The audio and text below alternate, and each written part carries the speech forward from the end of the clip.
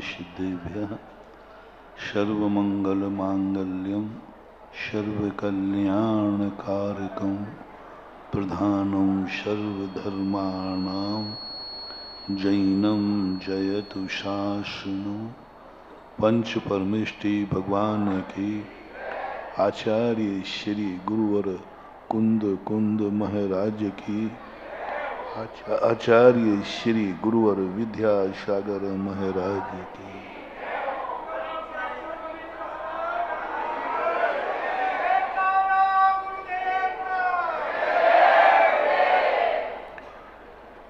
नीतिकारों ने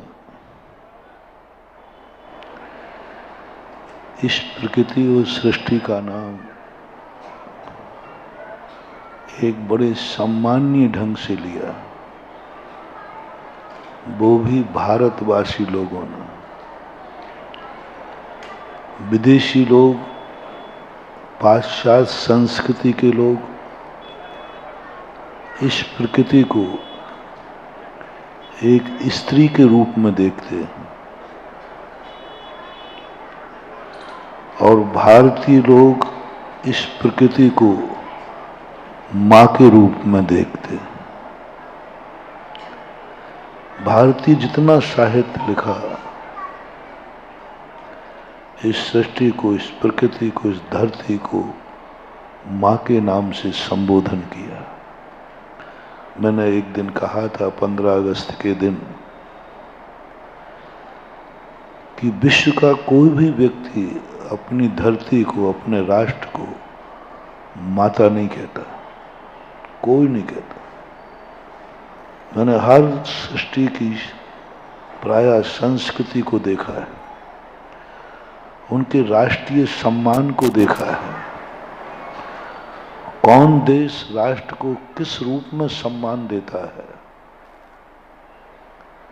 तो दुनिया का कोई राष्ट्र ने अपने राष्ट्र को मां का दर्जा नहीं दिया, किसी राष्ट्र ने। आप लोग तो फिर भी नेट पे देखते रहते हो।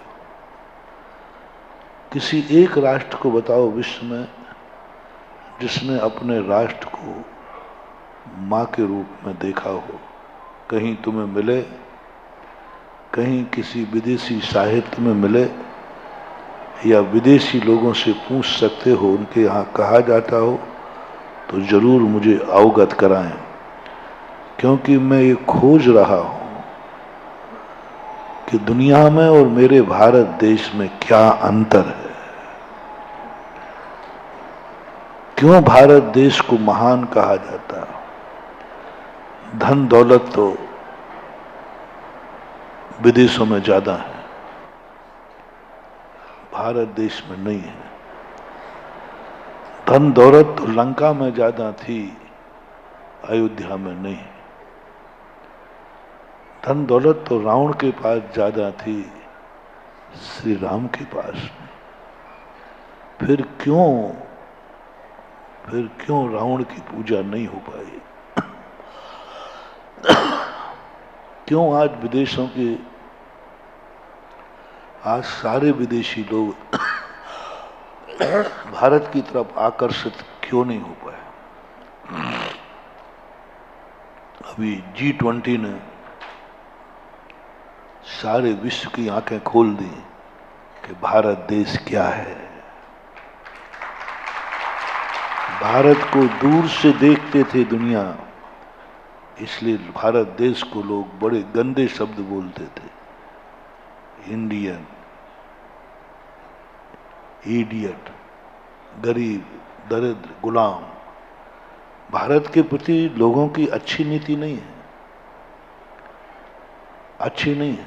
बहुत मतलब लोगों ने धारणा इतनी गंदी बना रखी है भारत के प्रति कि भारत देश इतना गंदा तो क्या, अंश मात्र में भी गंदा नहीं है, इतने लोग दृष्टि बना लेते हैं। कभी कभी किसी व्यक्ति के प्रति हमारी इतनी गंदी दृष्टि बन जाती है और उसके पास रंच मात्र भी गंदगी नहीं होती। वो उस व्यक्ति की दोष नहीं है, वो नासिका का दोष है कि ऐसी नासिकाओं को गंदगी ही दिखती है सुगंधी में भी। उनका दोष है। कुछ लोगों को गुणों में भी दोष दिखते हैं, वो उस व्यक्ति का दोष नहीं है, वो देखने वाली दृष्टि दोष कहलाता है। दृष्टि दोष जब आ जाता है तो गुण भी अवगुण दिखने लग जाते हैं। गुणी भी हमें गंदा आदमी दिखने लग जाता है।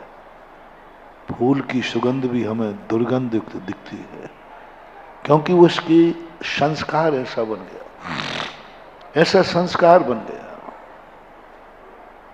बहुत अच्छी चीज। आपने पशुओं में देखा होगा,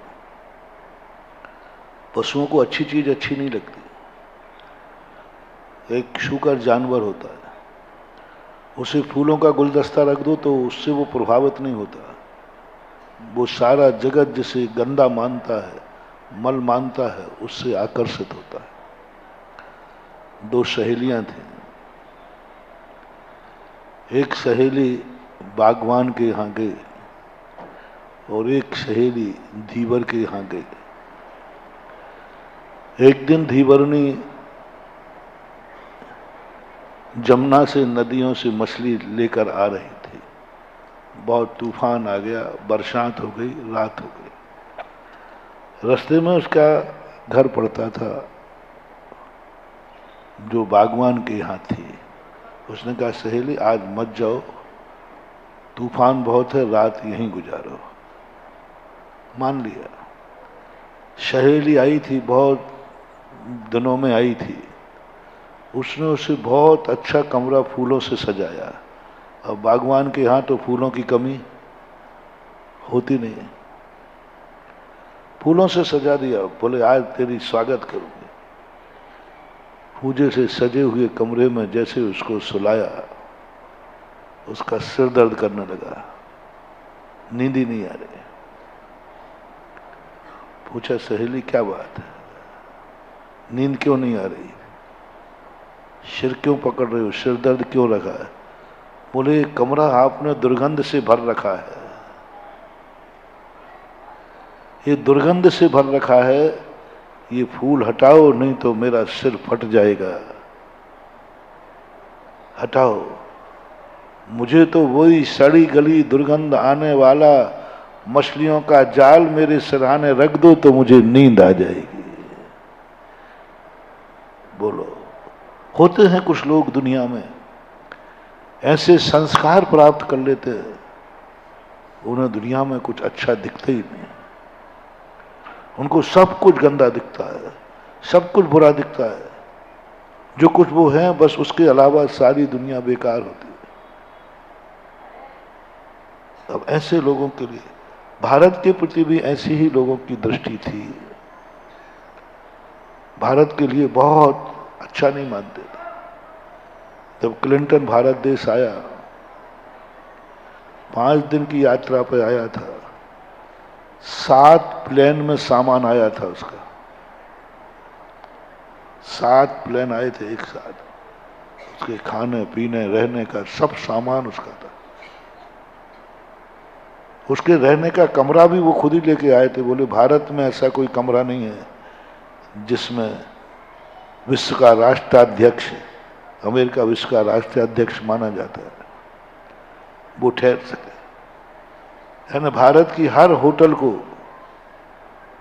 वहां के प्रोटोकॉल ने रिजेक्ट कर दिया। बोले कोई कमरा उनके लायक नहीं। कमरा भी वहां से आया, भोजन पानी खाना, गाड़ी भी वहां से आई। भारत में कोई गाड़ी नहीं है जो अमेरिका के राष्ट्रपति के लिए, राष्ट्रपति के प्रधानमंत्री, राष्ट्रपति होता प्रधानमंत्री, राष्ट्रपति क्लिंटन था। भारत के एक दार्शनिक ने कहा कि क्लिंटन को तुम जितना अच्छा दिखाओगे वो सब अमेरिका के सामने फीका है, उसको कुछ भी अच्छा नहीं लगेगा। क्योंकि तुम कितने गार्डन दिखाना, अमेरिका से अच्छा गार्डन तुम्हारे पास, कितनी अच्छी होटल दिखाना, अमेरिका से अच्छी होटल है ही नहीं। तुम अमेरिका वाले को अमेरिका का कंपटीशन मत कराओ, अपनी औकात मत छोड़ो। दुनिया का कोई भी व्यक्ति आ जाए, हमारे भारत की जो संस्कृति है उस संस्कृति से स्वागत करो। होटल में नहीं, किसी गांव का चयन करो। बहुत बड़ा माइंडेड था सलाहकार। अमेरिका के राष्ट्रपति जब आएगा तो बड़े बड़े सलाहकार बैठते, तो उसको कैसे वेलकम किया जाए। तो बहुत बड़ा माइंडेड आदमी था। आप लोग भी बड़े आदमी को कभी अच्छा स्वागत मत किया करो, क्योंकि तुम उतना अच्छा कर ही नहीं पाओगे जितना अच्छा वो। क्या अच्छा बनाओगे, क्या अच्छा करोगे? तुम बहुत मर्सिडीज गाड़ी लाओगे साहब, क्या लाओगे? उससे अच्छी नहीं लाओगे। मेरा तुमसे कहना, बड़ा आदमी आए तो एक बैलगाड़ी करके लाना, वो मजा आ जाएगा। वो उसको नया लगेगा, वो प्रभावित होगा। उसको बहुत अच्छा भोजन पर परोसना। वो तुम्हारी जो रोटी होती है ना, उसको वो बहुत अच्छा लगेगा। जयपुर के अंदर एक चोखी ठानी है, बड़ी बड़ी होटलें उसके सामने फीकी हैं, और चोखी ठानी में कुछ नहीं है। झोपड़ी है, नीचे गोबर से लिपाई पुताई है, और लाइट नहीं है, लालटेन है। और भोजन कौन सा बनता है? जो सामान गृहस्थ खाता है। लोग वहां इतना महंगा है बताते हो कि बहुत ज्यादा महंगा है, और लोग खा के आते हैं। और ये मजदूर को वहां भेज दो, बोले ये तो मैं रोज को खाता हूं। तुम रोज को खाते हो इसलिए मजा नहीं आ रहा है, वो पहली बार खा रहा है इसलिए मजा आ रहा है। व्यक्ति को, अज्ञानी व्यक्ति को वस्तु का स्वाद नहीं आता, अज्ञानी व्यक्ति नए का स्वाद लेता है। ये पकड़ लो आपकी जान। आपको अच्छे बुरे से मतलब नहीं है, आपको क्या चाहिए? नया, लेटेस्ट चाहिए। पहले गरीब लोग कपड़ा पहनते थे फटा हुआ, गरीब मानते थे, गरीब मानते थे। और आज बड़े आदमी जीन्स को फटवाते हैं, फाड़ते हैं उसको, नहीं बोले उसका कलर, 2 कलर नहीं होना चाहिए, कलर उसको फेड करते हैं, क्योंकि नया आया, बस नया। अज्ञानी व्यक्ति कभी सत्य को नहीं पहचान पाता, वो तो बस कुछ नया होना चाहिए, नया करना है, नया पैटर्न हो, नई वस्तु हो। और पृथ्वी गोल है, थोड़ी देर वस्तु को छुपा दो और फिर बाजार में लाओ, बढ़िया मूर्खों से धन कमाओ। थोड़ी देर वस्तु को गायब कर दो बाजार से, और फिर बाद में लाओ बिल्कुल नई, लेटेस्ट, नया। आज तक कहीं दुनिया में नहीं मिलेगा। आज ही नया रसोइये ने बनाया है। लोग जितना पैसा दो ले लेंगे। लोगों को वस्तु नहीं चाहिए, लोगों को क्या चाहिए? नया कुछ होना चाहिए। पहले 2 कलर के कपड़े कोई पहन लेता तो कहते गरीब आदमी है। आज फैशन चल गया कि ये कलर अलग होगा और ये कलर, सब चीज फैशन, इसी का नाम। एक व्यक्ति ने कहा कि नई आर्ट, लेटेस्ट नई आर्ट क्या है? राजा ने पूछा कि बिल्कुल नई आर्ट बनाओ, कोई नया कैलेंडर बनाओ जो आज तक किसी ने नहीं बनाया हो। सारे कलाकार कहते ऐसे क्या, सारे कलर बन चुके। तो एक कलाकार था, बहुत कलाकार, बोले साहब बन जाएगा। उसने कीचड़ भरा, कलर भर दिया एक गड्ढे में, और कलर करके एक पत्थर फेंक दिया। पत्थर के छांटे जो पर्दे पे पड़े, बोले साहब आज तक किसी ने ये कला नहीं बनाई, लेटेस्ट कला है और ओरिजिनल। नई कला का नाम है, मतलब मॉडर्न आर्ट का नाम ये है। मॉडर्न आर्ट का अर्थ है कि नेचुरल, पर पत्थर फेंको कीचड़ में, जो डिजाइन बन जाए वो डिजाइन ओरिजिनल होगी, लेटेस्ट होगी, आज तक किसी ने बनाई नहीं। यदि ये नहीं मिले तो और सस्ता और सरल बता देता हूं।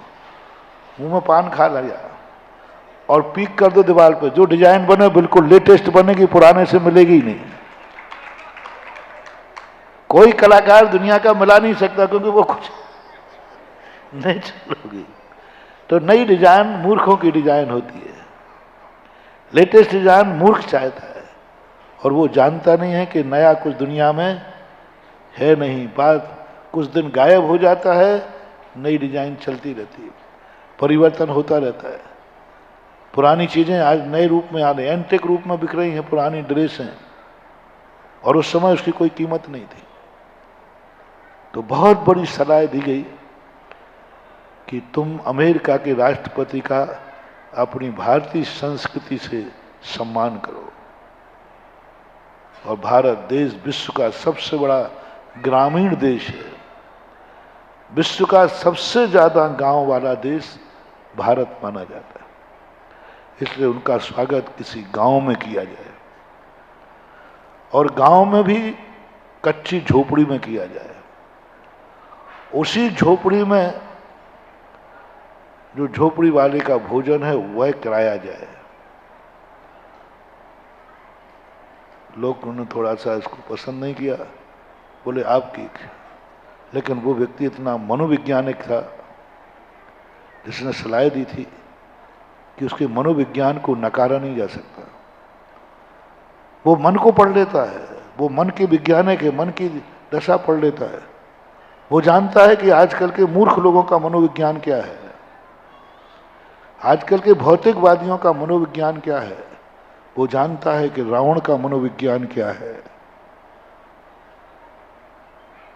रावण का, मूर्खों का, धनवानों का, अय्यास लोगों का, अधर्मी लोगों का, पापी लोगों का मनोविज्ञान कोई ज्यादा कठिन नहीं होता है।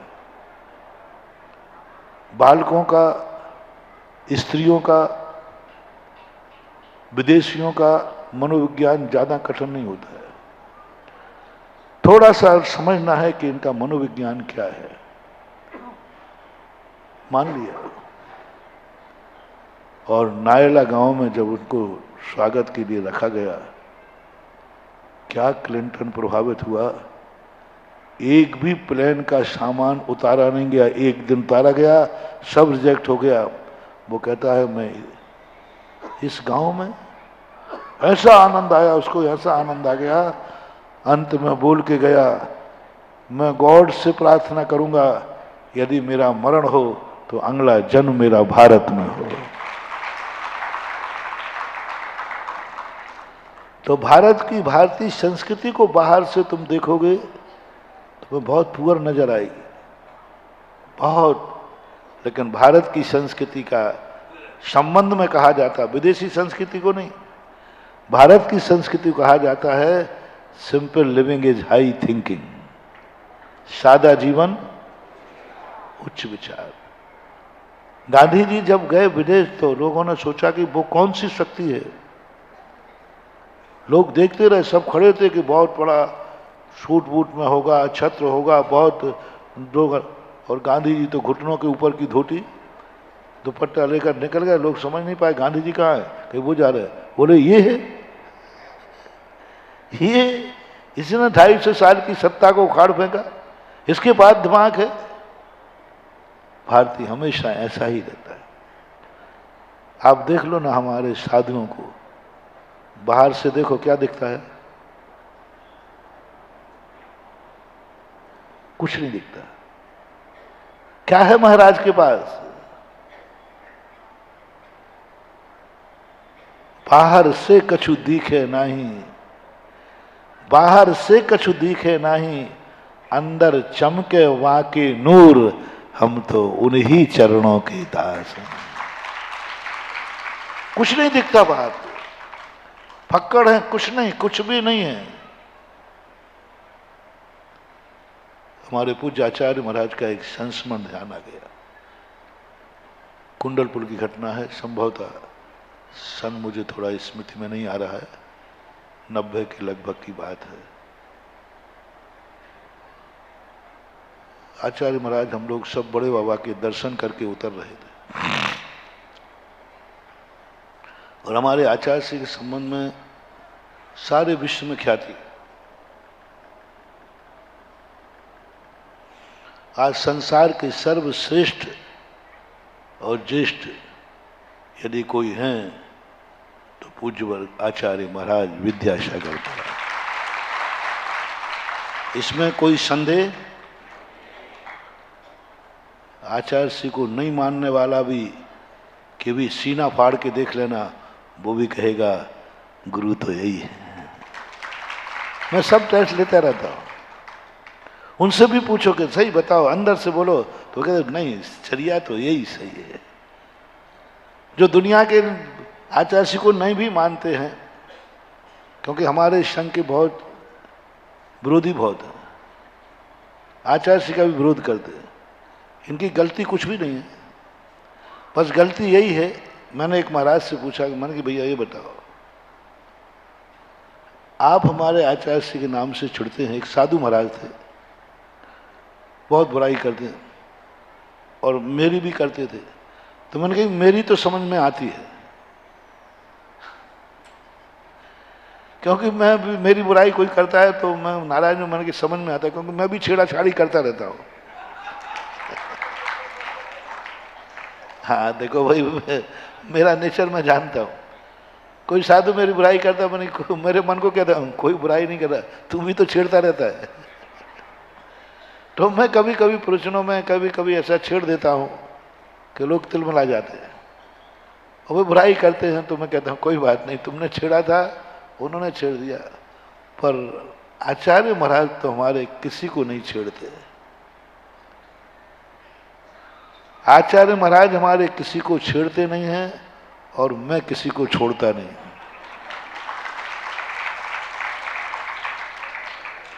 कहीं ना कहीं से किसी ना किसी रूप में लपेटे में ले लेता। और आचार्य उनकी क्या बात है? बोले महाराज जी, आप लोगों से हम बहुत परेशान हैं, बहुत परेशान, और आपके आचार्य से तो इतना परेशान हूं कि कुछ पूछो मत। मैंने कभी मिले? बोले कभी नहीं मिले। परेशानी क्या है? बोले सबसे बड़ी चर्या है कि पंचम काल में ऐसी चर्या पालन करके हम लोगों को तो कबाड़ा कर दिया। हम कूलर लेते, एसी लेते, पंखे में बैठते, हम ये करते वो करते, तो लोग पहले हमारी जहां आचार्य श्री का संग नहीं पहुंचता है ना, वहां हमारी खूब दाल गलती है, खूब हमारी पूजा होती है, खूब जय जयकार करते हैं और हम जो करते हैं सब मान्य करते हैं। लेकिन जहां आचार्य श्री का संग पहुंच जाए और उसके पीछे हम लोग जाते हैं तो कोई हम लोगों को पूछता तक नहीं,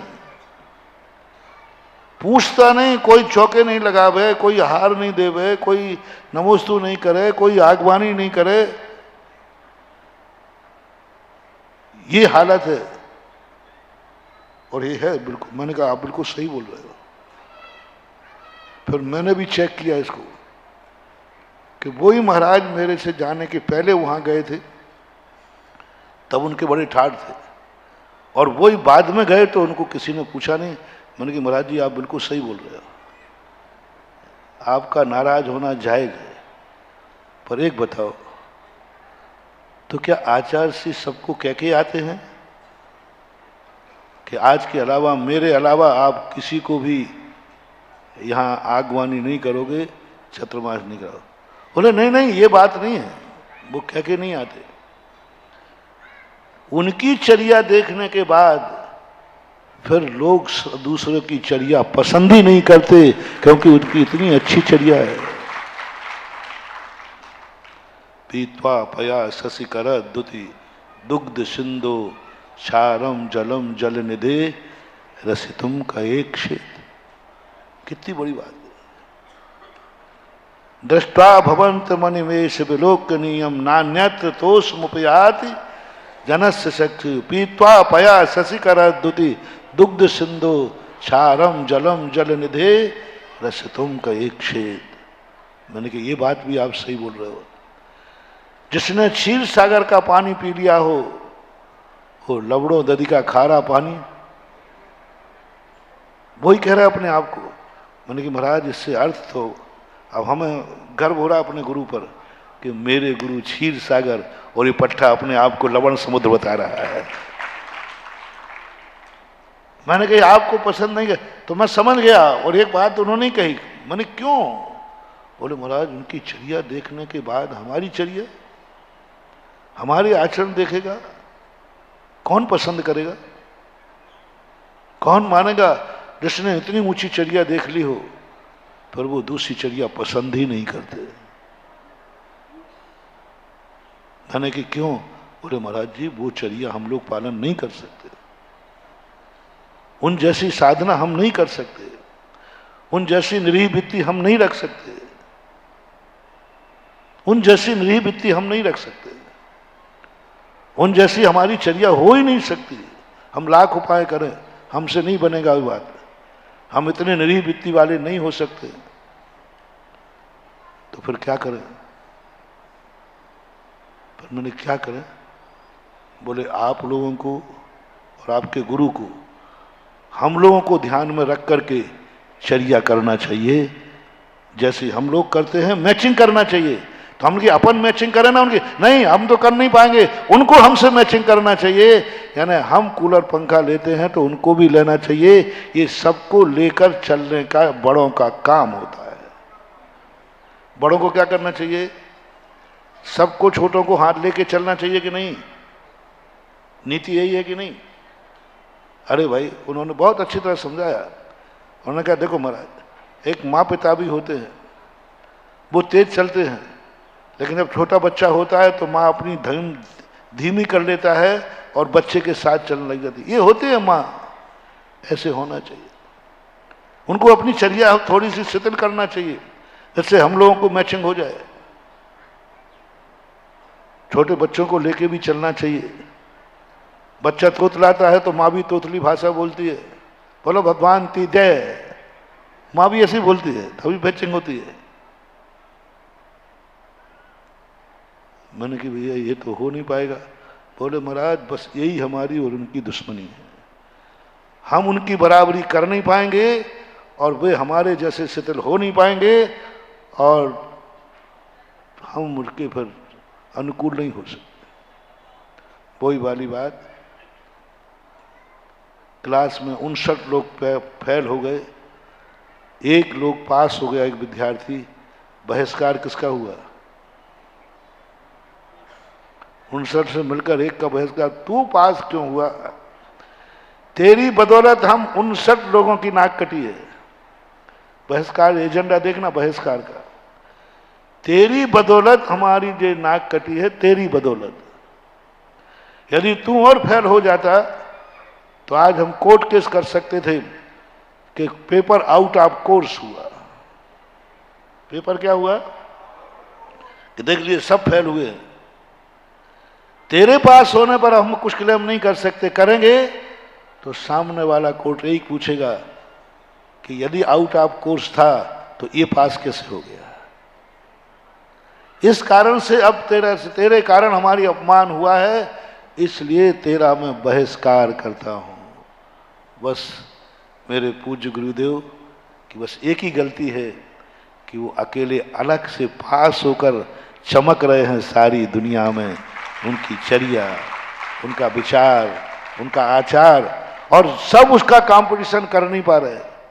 मैंने कहा महाराज जितना तुम ईर्ष्या में समय लगा रहे हो, जितना उनको नीचे लाने में समय लगा रहे हैं आप और हम सब, कि वो थोड़े नीचे आ जाएं, इतनी ताकत यदि अपन उनकी ऊंचाई का छूने को लगा दें तो उनका भी कल्याण है और अपना भी कल्याण।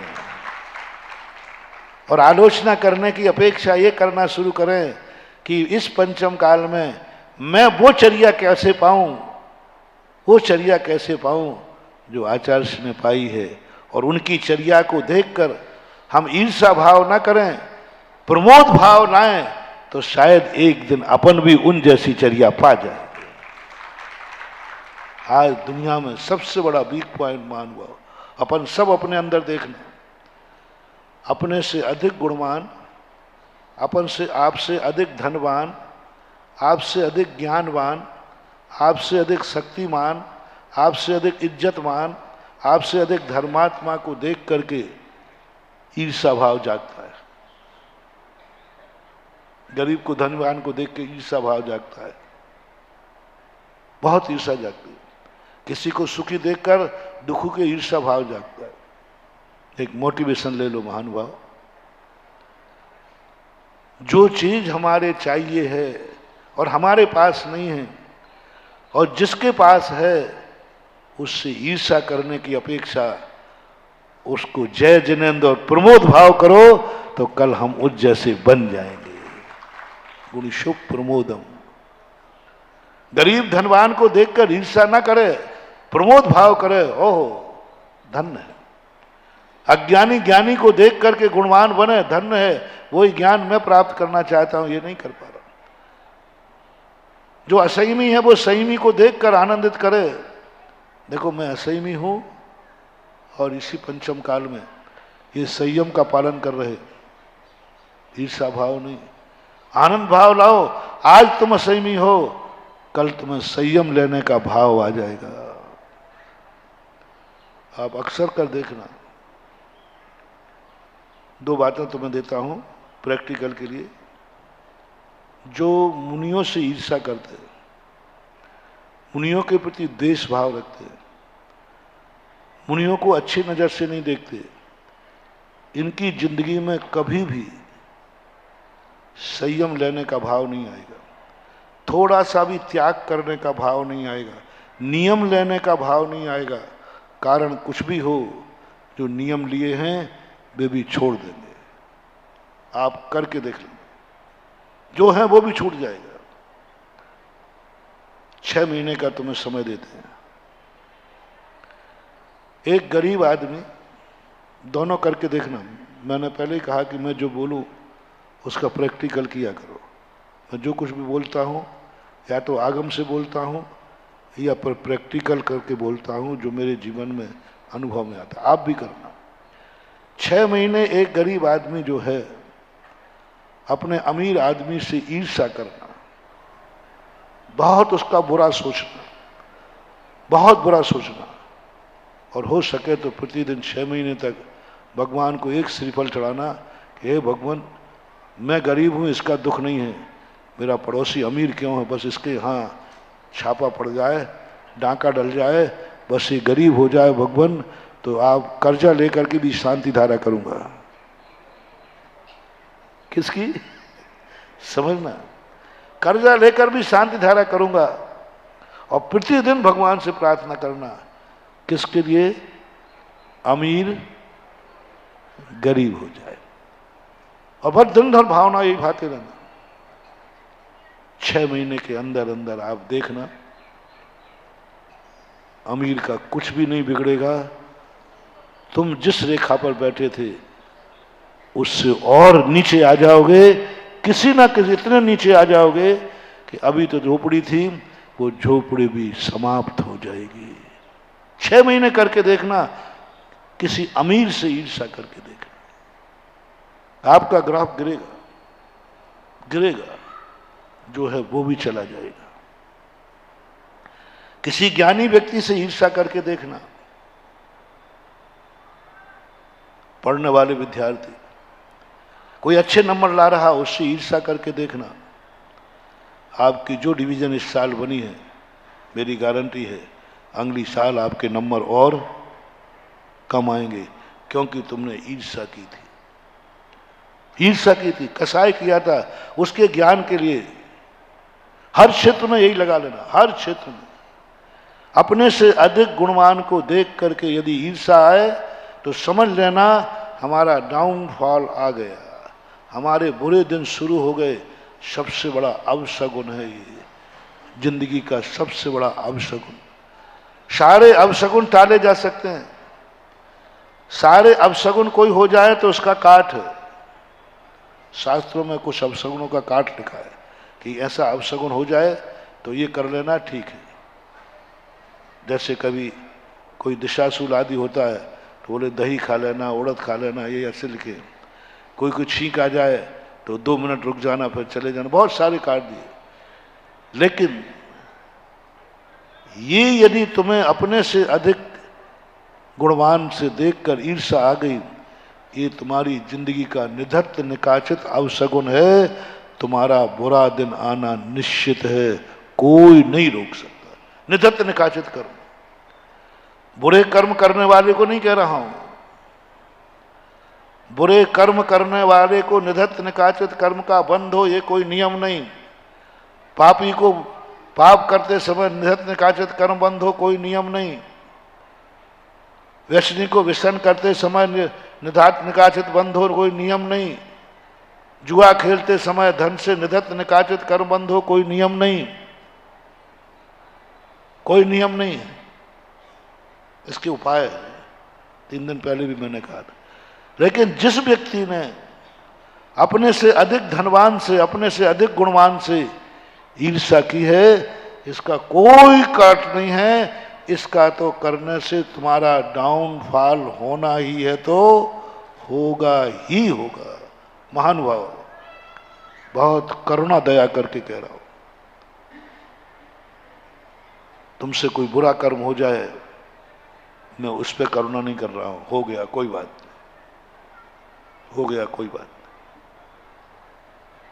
बस ये पाप मत करना, क्योंकि इसके लिए मेरे पास कोई भी करुणा नहीं है, कोई भी रास्ता नहीं है। मेरी भावना में कुछ भी नहीं। सबसे बड़ी बात क्या कहा, पूरी मेरी भावना में देखना कितना बड़ा चीज डाली। देख दूसरों की बढ़ती को कभी न ईर्षा भाव करो। ईर्षा भाव पर जोर दिया। पूरी मेरी भावना में कोई पापों की चर्चा नहीं कि ये नहीं करना, ये नहीं करना, ये नहीं करना, ऐसी भावना भाव कि मेरे से ये नहीं हो जाए, ये नहीं हो जाए, ये नहीं हो जाए, उसकी ज्यादा चर्चा नहीं की। इस पंक्ति पर निषेध, टेक टू ऑर्डर। बस मुझे कुछ नहीं चाहिए। क्या मांगा भावना में, क्या मांगा भावना में कि हे भगवान, मैं कुछ नहीं चाह रहा हूं, मेरी एक ही भावना है कि मैं दूसरों की बढ़ती देख करके ईर्षा भाव, मैं बढ़ूं या नहीं बढ़ूं ये भी नहीं कहा, मैं अमीर बनूं या नहीं बनूं ये नहीं मांगा। बस मुझे अमीर को देखकर, ज्ञानी को देखकर, गुणवान को देखकर ईर्षा भाव नहीं आया। मैंने सोचा क्यों इसी पॉइंट पर क्यों मेरी भावना में रखा। बहुत सारी भावना है जो भाना चाहिए कि मेरी भावना है कि मेरे जीवन ऐसा हो जाए मेरा, लेकिन उन्होंने एक पॉइंट पर जोर दिया। फिर मैंने इसको शास्त्रों से खोजा, तब पता चला कि ये निधत्त निकाचित कर्म है, अशुभ कर्म आने का। प्रत्येक गरीब से मेरा कहना है, कभी अमीर को देखकर ईर्ष्या मत करना, उसका बुरा नहीं विचारना, उसका अपमान नहीं करना, उसके प्रति घृणा भाव नहीं करना, नहीं करना। और करोगे तो आज तुम्हारी जो परेशानी है, गारंटी बोल रहा हूं, 6 महीने के अंदर प्रैक्टिकल करके देना, आप उससे और नीचे आ जाओगे। गरीब हो तो और गरीब होगे, गुणहीन हो तो और गुणहीन हो जाओगे। ज्ञानी को देखकर कोई ईर्षा भाव नहीं करना, नहीं करना। हम भली अज्ञानी बने रहें कोई बात नहीं, चलेगा। अज्ञानी होना कोई बड़ा पाप नहीं है, लेकिन ज्ञानी से ईर्ष्या करने बराबर पाप दूसरा नहीं है। मोटिवेशन, अज्ञानी होना कोई बड़ी बात, कोई बड़ा पाप नहीं है साहब। अज्ञानी ठीक है, सबसे बड़ा पाप है ज्ञानी से ईर्ष्या करना। गुणहीन होना कोई बड़ा पाप नहीं है साहब। गुणहीन क्या बात है, गुणहीन होना इतना बड़ा पाप नहीं है। गुणवानों से ईर्ष्या करना सबसे बड़ा पाप है। तुम्हारे पास कोई गुण नहीं है, नहीं है, कोई बात नहीं, नहीं साहब मैं तो नहीं कर सकता, पर गुणवानों से कभी ईर्ष्या नहीं करना। और ये यदि तुमने किया है तो आज तुम जो गुणहीन हो, इससे और कोई तुमसे ऐसा गलत कार्य होगा कि तुम गुणहीन और दलदल में फंसते जाओगे। अंधा होना कोई बड़ा पाप नहीं है, अंधा होना कोई बड़ा पाप नहीं है, लेकिन नेत्रवानों से ईर्ष्या मत करना, ये सबसे बड़ा पाप है।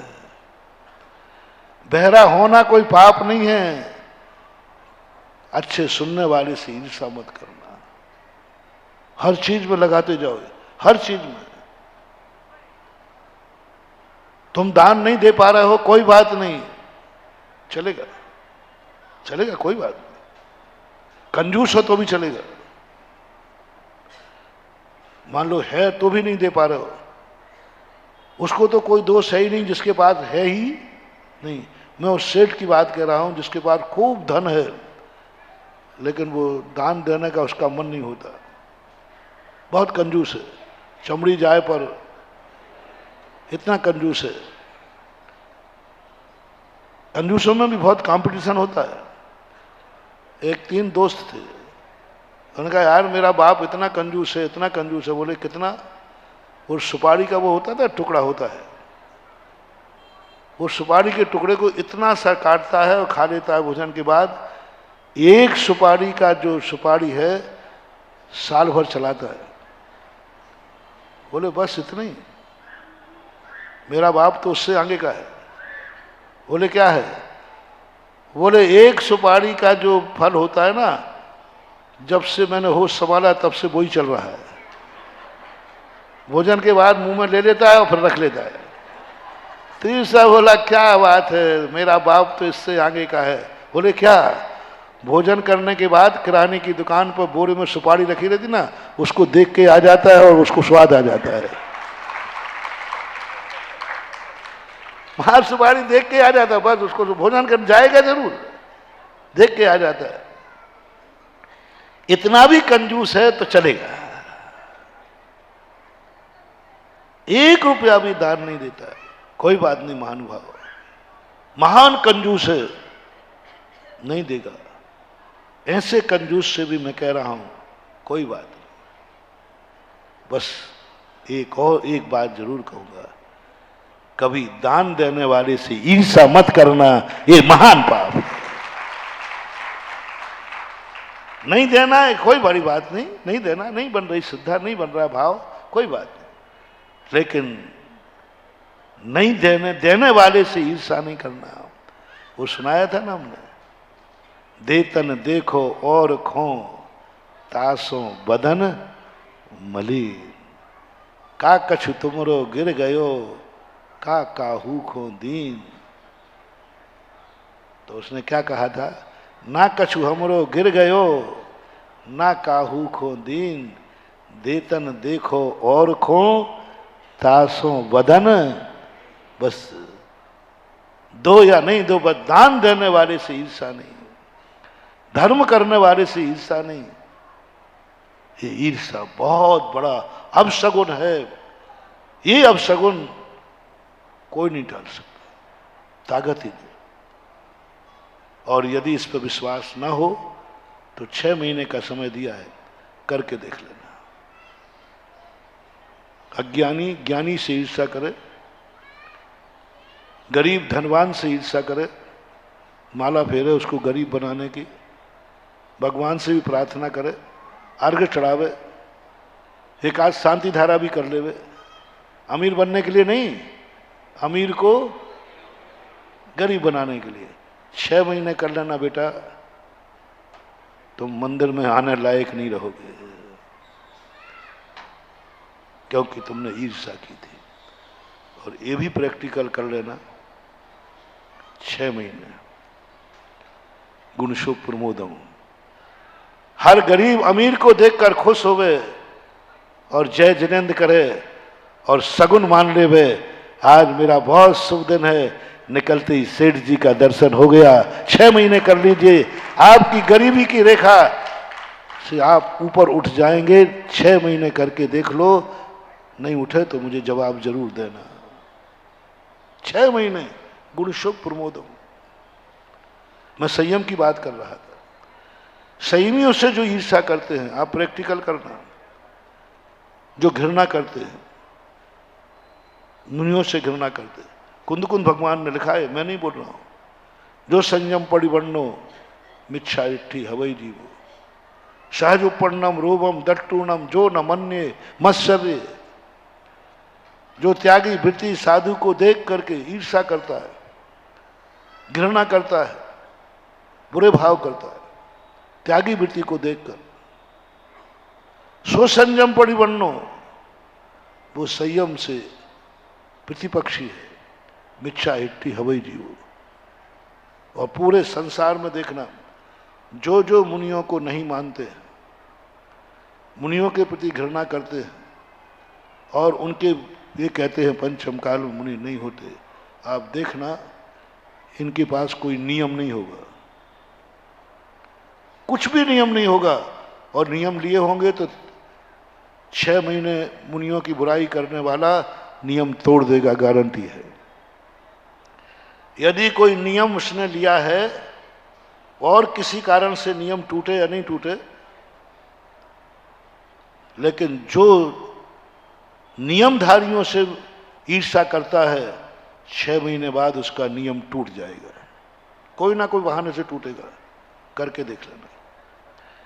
रिपीट करता हूं, जो नियम तुम्हारा लिया भी है, 6 महीने नियमधारी की बुराई करना, ईर्ष्या करना, आलोचना करना, ऐसी कोई परिस्थिति आएगी कि आप नियम तोड़ दोगे, क्योंकि आपने नियमधारी की बुराई की। और आज देख लेना, जितने मुनि के विरोधी हैं, इनके पास कोई भी नियम नहीं, इनको 12 व्रत लेने का भी भाव नहीं आता, असमर्थ हैं, नीच कुलीन हैं, अंधे बहरे हैं, कोढ़ी कुष्ठी हैं, नहीं योग्य है। जैन कुलीन हैं, सब तरफ से योग्य हैं, लेकिन उनका भाव नहीं हो रहा है, थोड़ा सा भी व्रत लेने का भाव नहीं हो रहा है, क्योंकि उन्होंने मुनियों की निंदा की है, ईर्ष्या की है, जलन भाव किया है, इसलिए उनके भाव होंगे ही नहीं, होंगे ही नहीं। ये उनकी गलती नहीं है, ये उस ईर्ष्या का परिणाम है, उस कसाय का परिणाम है कि वो तुम्हें नियम नहीं लेने देगा।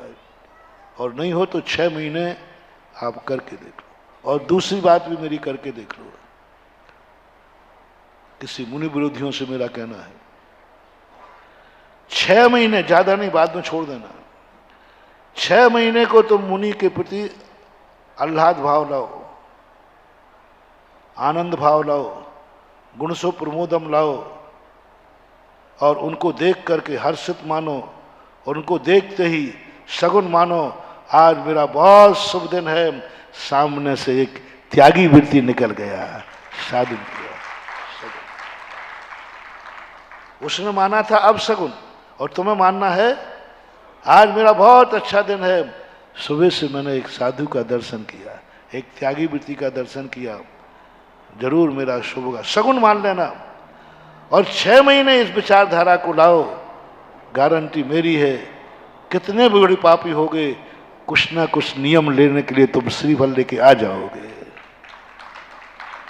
कुछ ना कुछ नियम लोगे, कोई ना कोई बुराई छूटेगी, कितनी छूटेगी ये नहीं कह रहा हूं, तुम महाराज बन जाओगे ये नहीं कह रहा हूं, लेकिन कुछ ना कुछ भाव आएगा 6 महीने के बाद कि नहीं, ज्यादा तो नहीं ले पाऊंगा, लेकिन एक नियम जरूर लेता हूं, बहुत छोटा सा नियम, बहुत छोटा सा नियम।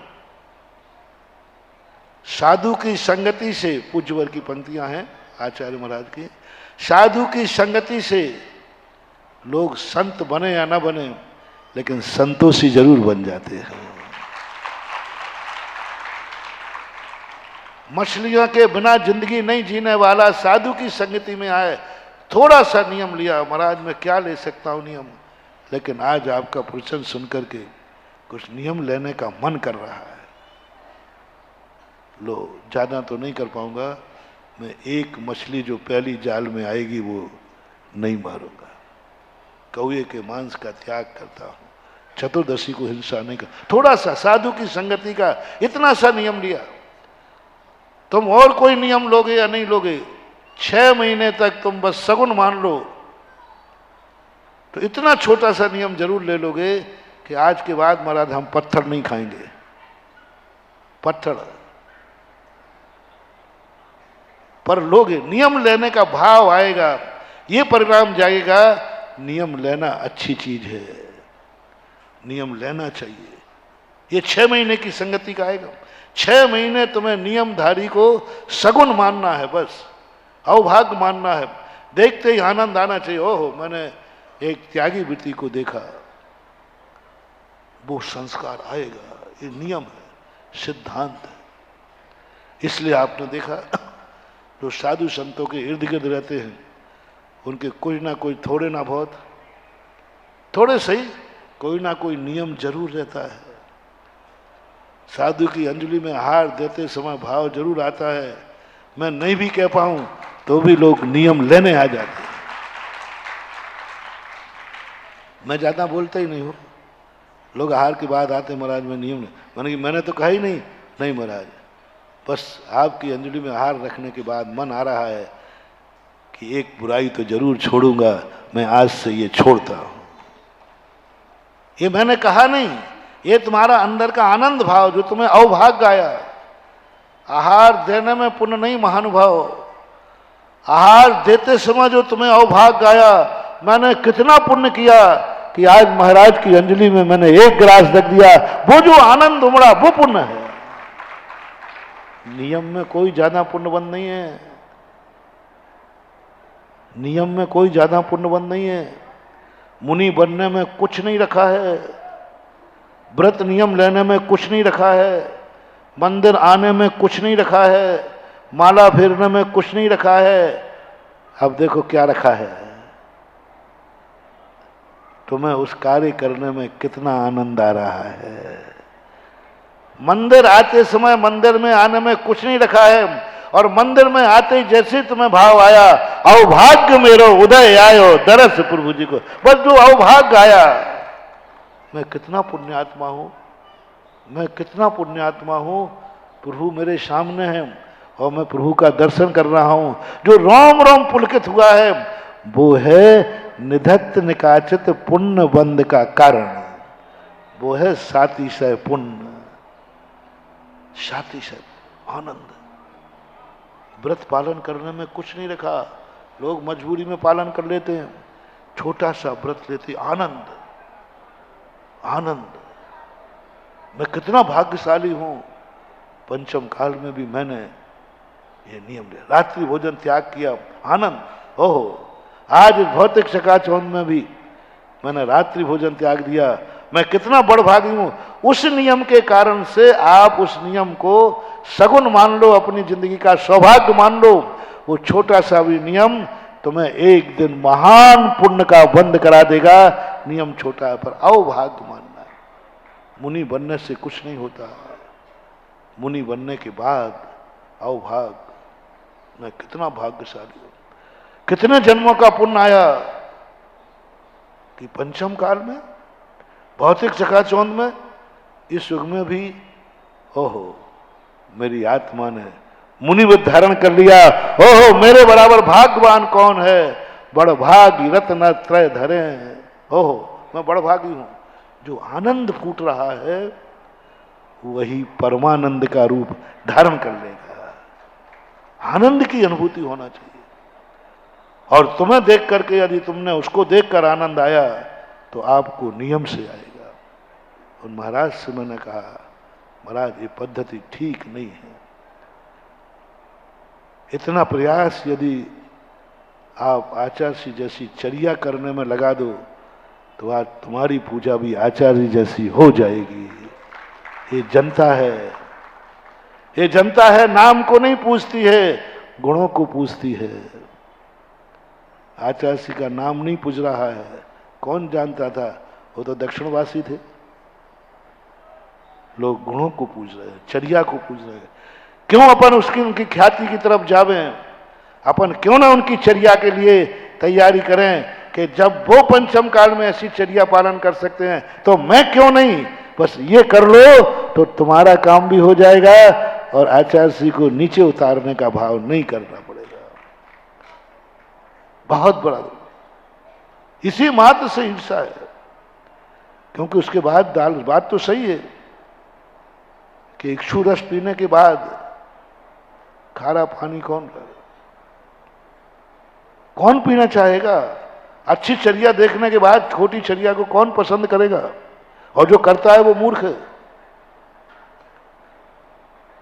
फिर हमने कहा महाराज जी अब क्योंकि वो मेरे गुरु हैं तो शायद मैं व्यामोहित हूं, क्योंकि अपने गुरु के जिनसे अपन को राग होता ना उनकी कमियां नहीं दिखती, अच्छाइयां दिखती हैं।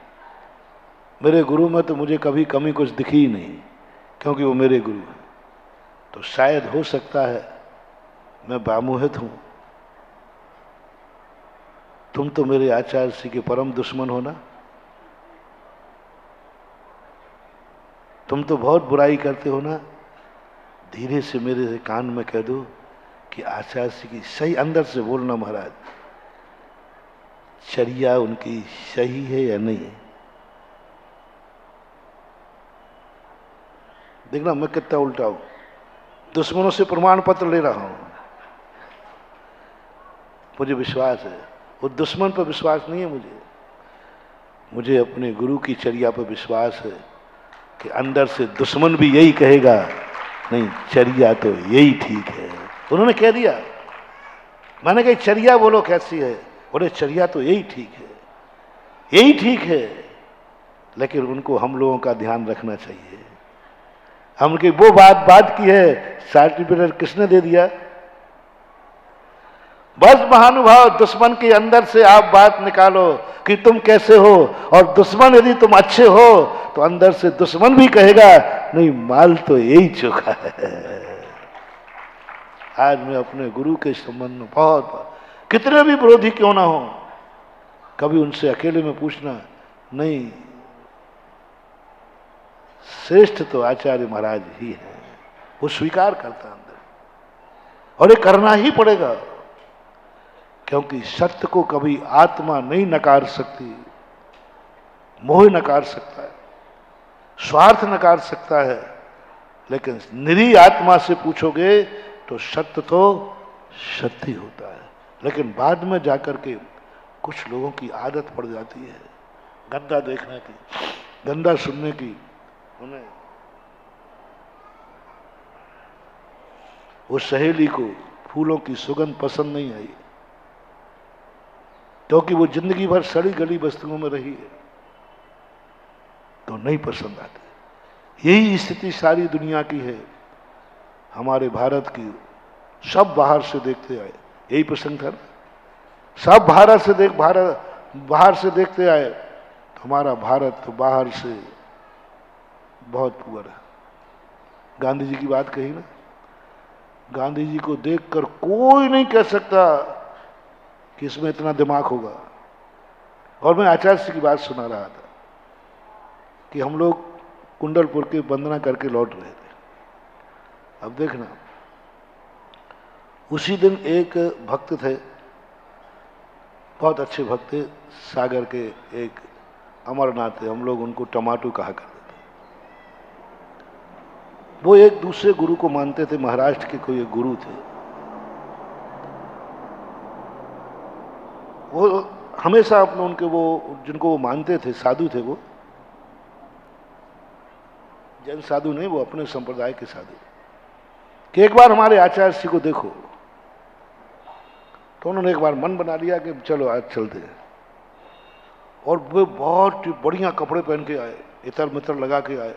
उस दिन उन्होंने बहुत, क्योंकि बड़े आदमी के पास जा रहे हैं, वो चेले चपाटों को भी लेके आए, सब दिखाना है, क्योंकि एक कंपटीशन वाला दूसरे कंपटीशन में जाएगा थोड़ा, तो भी अपने चेले चपाटों।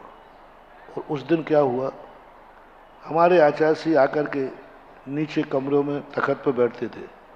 पता नहीं आचार्य जी कुछ पता नहीं था उनको, पता नहीं रास्ते में एक मंदिर पड़ता है, तो बोले आज मेरा मन कर रहा मैं यहीं बैठूं, और पाटा था नहीं, तो वो जमीन पे ही बैठ गए। सीधी देसी पत्थर की फर्शी थी, वहीं पीछे लगाकर बैठ गए। बोले यहीं अच्छा लग रहा है, और बोले जाओ तुम लोग, हमारी चौकी है, चौकी होती ना पढ़ने, ये चौकी ले आओ, यहीं बैठूंगा। तो जो हम 2-3 लोग थे, ये भी चले गए और जमीन में बैठे हैं, और कोई उनके पास आगे नहीं, पिछाड़ी नहीं, कुछ नहीं, अकेले। इतने में वो अपने गुरु को लेके आ गया। वो आचार्य जी को पूछते पूछते पूछते वो वहीं पहुंच गया। अब वो जो उनके साधु थे उन्होंने कहा ये, बोले ये है विश्ववंदनी, ये है जैनियों के गुरु। कहां बैठे हैं? जमीन पे, छेले चपाटे, कोई नहीं, अकेले, एकदम अकेले जमीन पे बैठी है इतनी बड़ी शक्ति, विश्ववंदनी है, जैनियों के महागुरु जो उसने सुन रखा था, जमीन पे बैठे हैं और कोई नहीं उनके आगे पीछे, कुछ नहीं। वो पूछता है यही है ना? बोले हाँ साहब यही है। उसका ऐसा अहंकार दूर हुआ जैसे महावीर स्वामी को देखकर इंद्रभूति गौतम का मान दूर हुआ था। शर्म से इतने लज्जे में गया, जो साष्टांग लेटा, कितनी देर पहले लेटा था मुझे पता नहीं, हम लोग भी आ गए चौकी लेकर, तब भी वो लेटा था साष्टांग नमस्कार में। तो हमें बात बताया, बोले 10 से 15 मिनट तक उसने साष्टांग नमस्तु किया, कुछ बोला नहीं। बोले मैंने सारे जगत में सुना है भगवान होते हैं, मैं तो भगवान को देख रहा हूं। हम लोग वहीं थे, मौजूद थे। तो चर्या बाहर से नहीं देखी जाती महानुभाव। बाहर का ठाट बाट जो है ये महानता का प्रतीक नहीं है। बाहर से कछु दिगंबर मुनि महाराज को तुम बाहर से देखोगे तो फक्कड़ नजर आएगा, कुछ नहीं। क्या है इनके पास? कुछ नहीं है, पैदल चलते हैं। कई लोग यही समझते हैं कि पैदल इसलिए चलते हैं कि इनको गाड़ी में बैठने का टिकट का पैसा नहीं होगा। हाँ, ये मेरे साथ हुआ। एक बार रास्ते में विहार कर रहा था, बहुत जोर से आंधी पानी था पीछे से, और तो एक ऑटो वाला, बाबा जी बहुत पानी तूफान आ रहा है पीछे से, आप बैठ जाओ, हम पैसा नहीं लेंगे आपसे, आप बैठ जाओ। आपके जो और चल रहे ये भी बैठे, हम कोई, आप तो चलो। अब हम क्या कहें उनसे? बोला नहीं नहीं, आप लोग इसलिए नहीं बैठ रहे हो कि आपके पास पैसा नहीं है, आप बैठ जाओ, हम कोई पैसा नहीं लेंगे, लेकिन आप जल्दी चलो। लोग समझ जाते। साधु को, भारत को, दोनों लगा लेना, संस्कृति को, भारत की संस्कृति, भारत की साधु और भारत देश को बाहर से देखोगे तो गम ही गम नजर आएंगे, जरा अंदर तो झांको, सरगम लहराएंगे। बाहर से देखोगे तो कुछ नहीं दिखेगा, और अंदर झांको। यही हुआ अभी G20 पर। सारे लोगों ने भारत को बाहर से देखा था, कभी प्रस्ताव नहीं रखा गया, और अभी भी लोग संदेह में थे। और वो G20 वाले जितने आए, कल सुना, हर व्यक्ति ने, बहुत बार सम्मेलन हुए, कोई ना कोई सम्मेलनों में से रुष्ट होकर जाता है। कल G20 में जितने परसों आए थे, भारत को देख करके हर व्यक्ति हर्षित होके गया। मैं नहीं समझता था कि भारत भी ऐसा है। लेकिन कब जाना, जब वो अंदर से आए, भारत में जब अंदर आए, भारत के साथ जब विचार विमर्श किया, भारत के जो सुझाव रखे गए वो सारे विश्व स्तर के सुझाव थे। भारत अकेले सुझाव नहीं थे। जो भारत ने सुझाव रखे हैं वो भारत के लिए नहीं थे, वो सारे विश्व के लिए अनुकरणीय थे। सबसे बड़ी बात रही सुझाव में, भारत अकेले नहीं, दुनिया का एक ही देश है जो वसुदेव कुटुंबकम कहता है। मैंने हर मजहब को पढ़ा है, विश्व के 11 मजहब हैं, और 11 मजहबों ने कभी किसी ने नहीं कहा अपने देश की सीमा ही हमारी है, बाकी देशद्रोही। बहुत सारे टाइटल है। लेकिन भारत के ऋषि मनुष्यों ने क्या कहा? वसुदेव कुटुंबकम। जो जो पृथ्वी पर है वो सब मेरा कुटुंबी है, चाहे अमेरिका हो, चाहे पाकिस्तान हो, चाहे कोई हो। ये ऋषि मनुष्यों के सूत्र है, किसी भी धर्म में नहीं मिलेगा, मात्र भारतीय धर्म मिलेगा। वसुदेव कुटुंबकम, वसुदेव को कुटुंब मानो। पृथ्वी पर है, चाहे पाकिस्तान हो, चाहे अमेरिका हो, चाहे अफ्रीका हो, चाहे हिंदुस्तान, सारा कुटुंब है, क्योंकि पृथ्वी माँ के बेटे हैं। जो पृथ्वी माँ पर रहता है वह हमारा भाई है। ये भारत के संस्कार है और ये बात जब दुनिया के सामने रखी गई तो स्तब्ध रह गए। इसलिए भारत देश, जो पहला शब्द था प्रवचन का, भारत देश इस प्रकृति को मां मानता है और दुनिया का कोई देश नहीं। दुनिया के लोग इस सृष्टि को स्त्री मानते हैं, मात भोग्य है, और भारत देश इस सृष्टि को मां मानता है, पूजा के योग्य है, पूजनीय है। और यह दृष्टि जब हमारे भारतीय लोगों ने दी, प्रकृति को मां की संज्ञा दी, तो महानुभाव ये निर्णय करते चले, मां कभी पक्षपात नहीं करती। सच्ची मां पक्षपात नहीं करती, कभी नहीं करती। सच्ची मां पक्षपात नहीं करती,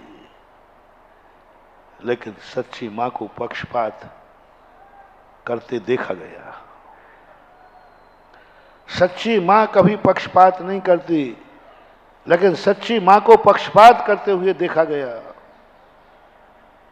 मैंने सोचा मां तो सच्ची है।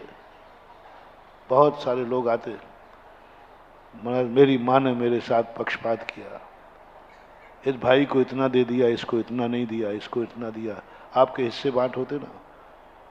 बहुत सारे लोगों को इस शिकायत है कि मेरे मम्मी पापा मेरे से पक्षपात करते हैं। और उन लोगों ने कहा जिनके मम्मी पापा को मैं जानता हूं, मैंने कहा ये पक्षपात तो नहीं कर सकते, ये मम्मी पापा पक्षपात तो नहीं कर सकते, क्योंकि सच्चे मम्मी पापा है।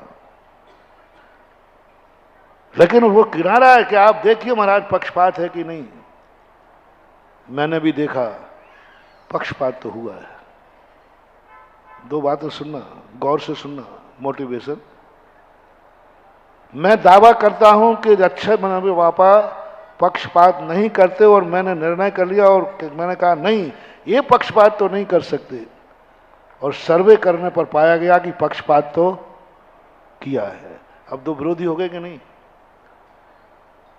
पक्षपात किया है ये भी सिद्ध हो चुका, और मेरा विश्वास है कि ये पक्षपात कर नहीं सकते, असंभव।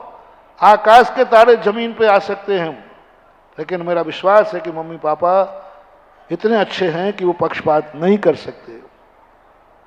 और सर्वे बता रहा है पक्षपात हुआ है, और पक्षपात हुआ ये भी सत्य है, ये भी सत्य है, झूठा नहीं। अब बोलो।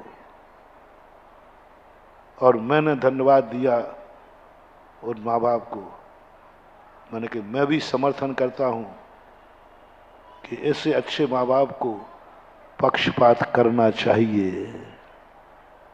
खोटे माँ बाप को नहीं कह रहा हूं, किनको कह रहा हूं? जो सही में अच्छे माँ हैं, अच्छे पिता हैं, उनको पक्षपात करना चाहिए, करना चाहिए। सभी बेटों को समान रूप से जो मां देखेगी वो मां की दुश्मन मानी जाएगी। समान दृष्टि से देखेगी तो। मैंने कहा ये पक्षपात वैलिड है। बोले महाराज आप भी उसी पक्ष में हो रहे हैं, आपने मान लिया कि पक्षपात हुआ है, मैंने कहा 100% हुआ है, तो फिर मैंने कहा वो ठीक किया है। बोले ठीक कैसे, जब पक्षपात है तो ठीक कैसे? पक्षपात भी कभी ठीक होता है क्या? हाँ होता है। कभी कभी पक्षपात ही ठीक होता है। मुझे मालूम था। मैंने क्या बोला, बोला देख बेटा, तू जुआ खेलता है? बोले जी।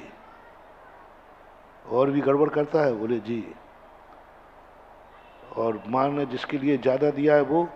बोले महाराज बहुत अच्छा है, वो कभी जुआ नहीं खेलता, मेरा भाई कभी गलत कार्य नहीं करता, सदा दान में देता रहता है और माँ बाप की सेवा करता है और कुल की परंपरा की रक्षा करता है, सबसे मिलके चलता है और मेरी किसी से नहीं बनती और दुर्गुण भी है। मैंने कहा ये पक्षपात अच्छे माता पिता का लक्षण है कि जिस बेटे में खोट हो उसे बराबर का हिस्सा मत देना, जितना कम से कम दो कम देना, और जिसमें चोक हो उसको हिस्से से दूना भी दे देना। ये पक्षपात माँ बाप का होना चाहिए। जो माँ बाप ये पक्षपात नहीं करेगी कुल नष्ट हो जाएगा, खत्म हो जाएगा। गुण शुभ प्रमोदम, बेटे में जिसमें गुण है राजगद्दी उसे ही देना चाहिए, दुर्गुण वाले को नहीं। उसी पक्ष का पक्ष लेना चाहिए जिसमें गुण हो, दुर्गुणी का नहीं। गुण और दुर्गुणी में कभी भी अभेद नहीं करना। एक व्यक्ति ने कहा महाराज हमें तो सभी महाराज बराबर है, पिछी कमंडल वाले तुमको लाखों प्रणाम। मैंने कि जो व्यक्ति, जो समाज सभी मुनियों को एक समान मानती है वह समाज डूबेगी, धर्म डूबेगा और श्रमण संस्कृति सारी भ्रष्ट हो जाएगी। यदि एक समान तुमने मान लिया, बेटों को भी एक मान लिया, कुल भ्रष्ट हो जाएगा। साधुओं में सुनो रे मुनि भक्तों, है अंधे मुनि भक्तों। लोग कहते हैं मुनियों में भेद करना चाहिए कि नहीं? सबसे ज्यादा मुनियों में ही भेद करना चाहिए। देवताओं में भेद करना चाहिए कि नहीं? सबसे ज्यादा देवताओं में भेद करना चाहिए। धर्म में भेद करना चाहिए कि नहीं?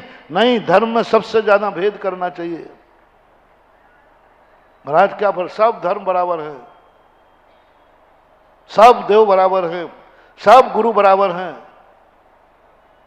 ये उसी देश में हो सकता है। अंधेर नगरी, चौपट राजा, टके शेर भाजी, आगे आप बोल दो ना, टके शेर खाजा।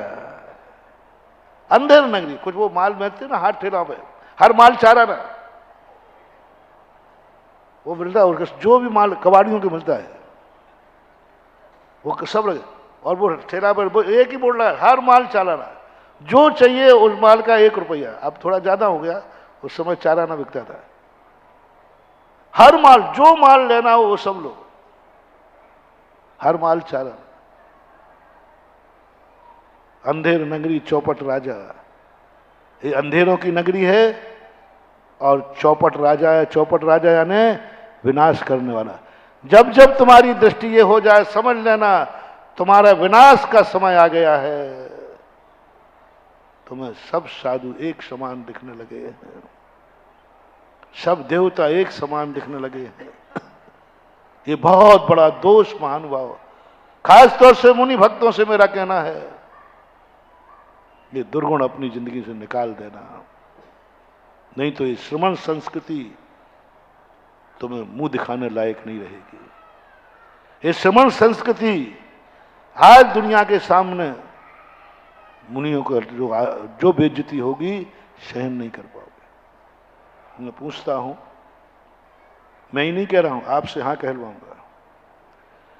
कॉलेज में, स्कूल में पढ़ने वाले विद्यार्थियों को, सभी विद्यार्थियों का बराबर, सभी विद्यार्थी हैं कि नहीं पहले बताओ? ओके, जितने विद्यार्थी एडमिशन लिए हैं वे सब विद्यार्थी हैं कि नहीं है? साल के अंत के बाद जब 15 अगस्त आवे, सभी विद्यार्थियों का बराबर सम्मान होना चाहिए, चाहे सप्लीमेंट्री वाला हो, चाहे फेल वाला हो, चाहे 33 वाला हो, चाहे 99 नंबर लाने वाला हो। पक्षपात उन यूनिवर्सिटी को नहीं करना चाहिए, क्योंकि विद्यार्थी सबका बराबर सम्मान। फेल वाले का विद्यार्थी है, उसने भी साल भर फीस दिए, फेल हो गया तो क्या हुआ? फेल हो गया तो क्या हुआ, विद्यार्थी है जी। 33 नंबर लाया तो क्या हुआ, विद्यार्थी है जी। 199 नंबर लाया तो कोई क्या हुआ, विद्यार्थी है। सबको बराबर, जो यूनिवर्सिटी सबको बराबर पुरस्कृत करेगी तो अगली साल 99 वाला कहेगा, बोलो 33 वाला 99 तो नहीं लाएगा, क्योंकि उसका सम्मान कितने में हो गया। अब 99 वाला कह रहा बेफालतू मरता हूं इतना, दिन रात पढ़ो, दिन रात मरो, इतनी तपस्या वो करो, उसके बावजूद सम्मान हो ही, वो घर राटे लेके सोएगा। अगली साल पता चला पूरे स्कूल का रिजल्ट 33% आया। इस साल 33% क्यों आया, क्यों आया, परीक्षण करो। ओहो, अगली साल हमने सबको बराबर का सम्मान दिया था, उसका दुष्परिणाम है। सबको बराबर का सम्मान दिया था, सब बराबर हैं, उसका परिणाम है कि साल रिजल्ट खत्म हो गया, डूब गया स्कूल। और एक स्कूल ने कहा कि नहीं, विद्यार्थी सब हैं, सम्मान उन्हीं का होगा जो मेरिट लिस्टेड है, गोल्ड मेडल उसी को मिलेगा जिसने सर्वाधिक अंक पाए हैं। अब देखना, विद्यार्थी सब हैं, एक विद्यार्थी को गोल्ड का मेडल से सम्मान किया जा रहा है और एक विद्यार्थी को पेंसिल भी नहीं दी जा रही है, शीश पेंसिल भी नहीं दी गई, और एक को गोल्ड मेडल दिया गया।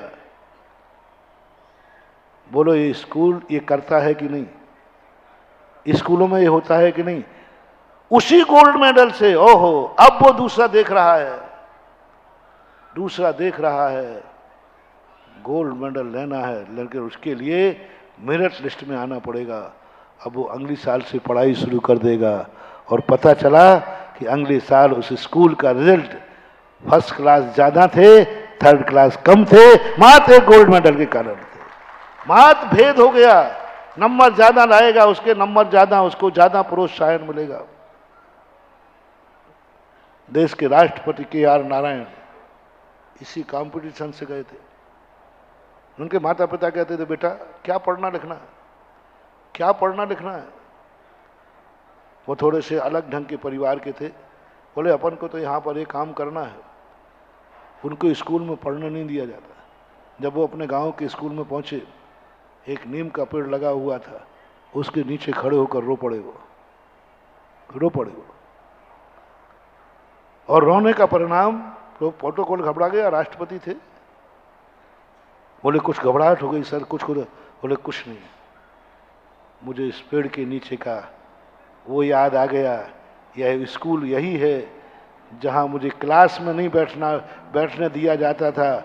मैं इस नीम के पेड़ के नीचे धूल में बैठ करके पढ़ता था। उस समय छुआछूत ज्यादा चलता था, नीच ऊंच ज्यादा चलता था। बोले हमें टाट पट्टी नहीं मिलती थी, हम क्लास में सबके साथ बैठ के नहीं पढ़ सकते थे। सब लोग क्लास में बैठते थे और हम यहाँ नीम के पेड़ के नीचे धूल में बैठ करके सीधा नहीं सुन सकते थे, सुन करके पढ़ते थे। और हमारे मम्मी पापा ने यही कहा था, बेटा क्या करना अपन को पढ़ के, अपने ऐसे कुल में जन्म हुआ है। बस एक दिन सारे विद्यार्थियों के बीच में से एक विद्यार्थी को बुलाया गया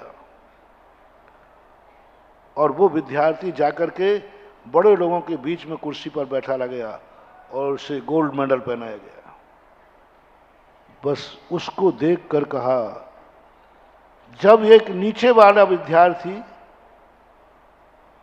अच्छे नंबर लाने पर बड़ों की बराबरी पर बैठ सकता है, इसका अर्थ है कि बड़ों की बराबरी पर बैठने के लिए हमें कुल जाति नहीं चाहिए, हमें अच्छे नंबर चाहिए। बस उसका सम्मान देख करके उसी दिन से ठान लिया कि एक दिन मैं भी इन जो आज मुझे टाट पट्टी नहीं दे रहे हैं मेरे कुल और जाति के कारण से, एक दिन मैं अपनी योग्यता से इनकी बराबरी पर जाके कुर्सी पर बैठूंगा। और जो उन्होंने लगन लगाई पढ़ करके, आपको मालूम है, देश के राष्ट्रपति की गद्दी प्राप्त कर ली। मात्र उससे एक विद्यार्थी के सम्मान को देखकर, ये सम्मान देख करके नहीं इसने ज्यादा अंक प्राप्त किए हैं। महानुभाव, अच्छे कार्यों में भेदभाव जरूर करना। जिसमें जितने गुण हैं उन गुणों का मूल्यांकन जरूर करना। एक समान मत देखना, सब एक समान देखोगे जो अच्छे साधु हैं वे भी खोटे बन जाएंगे, और अच्छे साधुओं को तुम सम्मान दोगे तो जरूर कोई खोटा साधु चोखा बन जाएगा सम्मान पाने के लिए। खोटा भी चोखा बनेगा कि यदि मुझे सम्मान चाहिए है तो मुझे ये चर्या अपनाना पड़ेगी, तभी समाज सम्मान देगी। 50% से ऊपर मुनियों को जो भ्रष्ट करते हैं ये मुनि भक्त करते हैं, क्योंकि उनका समर्थन कर देते हैं, उनका समर्थन करते। अरे कोई बात नहीं महाराज, चलता है, महाराज तो महाराज हैं, पिछी कमंडल तो है, नग्न भोज तो है, पर नग्न भेद देखकर, पिछी कमंडल देखकर उनका समर्थन कर देते हो, परिणाम ये निकलता है उनको सहवासी मिल जाती है। श्रावक तुम चाहो ना तो हम सारे मुनियों को लाइन पर लगा सकते हो, बस ये अंधे मुनि भक्तों से परेशान है। इनके मन में आता है बस वही सब बराबर हैं। बस आज का ध्यान रखना, टके शेर भाजी, टके शेर खाजा, अंधेर नगरी और चौपट राजा। चौपट राजा, इस समस्त संस्कृत को चौपट मत करो, इसमें भेद डालो, जितना भेद डाल सको। एक नंबर का भी अंतर है तो एक नंबर का भेद डालो। एक नंबर भी किसी साधु में ज्यादा है तो एक नंबर का एक नमोस्तु और ठोक। बोले एक नमोस्तु किस लिए, 3 बार तो कर लिया। बोले इनका एक नंबर ज्यादा है, और एक नंबर ज्यादा है यदि ये तुमने मना लिया महानुभाव, तो हमारी श्रमण संस्कृति एक दिन आकाश को छुएगी और वो नारा सफल होगा, त्याग करना सीख लो। आगे बोलो ना, जैन मुनि देख लो। ये नारा हमारे जैन मुनियों को दिया जाता है, और वो चर्या वो सारे दुनिया का हर संप्रदाय वाले से अंदर से पूछना कि भाई समस्त लोगों में चर्या श्रेष्ठ किसकी है। आप पूछना कभी, मैं वो भी पूछ चुका हूं।